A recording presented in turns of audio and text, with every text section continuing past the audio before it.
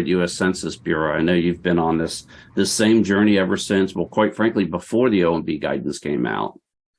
Right. Yeah, we did a lot of preparation for the 2020 census, and that really kind of put us on this path. So we were well placed when the guidance came out, but it was still a struggle for us, and it's a big shift for a lot of sort of traditional IT folks, and so we kind of struggled through that. We gained a pretty good understanding of sort of the pillars on the left, which is the identity and the device and the session elements of the requester, right? The requester coming in to access something.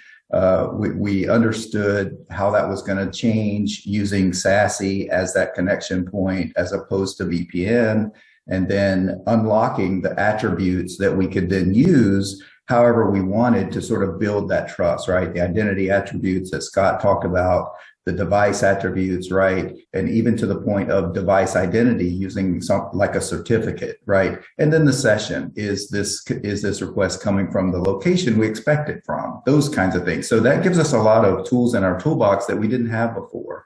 Where we were struggling is internally, right? At the application layer. Mm-hmm. How do we dial up or dial down the functionality of the application based on trust, right? A lower level of trust gets a less, interactive experience, right? Maybe a lower level gets read only, whereas a higher level of trust gets the full experience, right? So how do we do that?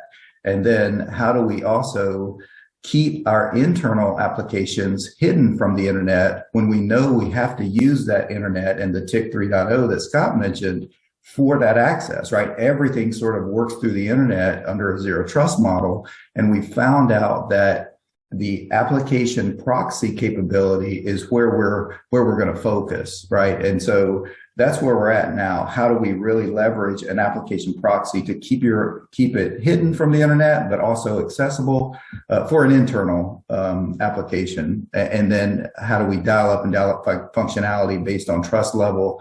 Many WAFs today have application proxy, but where we started was the traditional, let's set up a VPN, let's get our border firewall ready. And we really had to kind of take a step back and say, no, let's try something different. Let's use a WAF, let's use an application proxy. Let's really leverage the power of the cloud for the TIC 3.0 capabilities. So that's a little bit about our journey. It's certainly interesting, and folks are on board, but it really takes a lot to kind of get folks in line.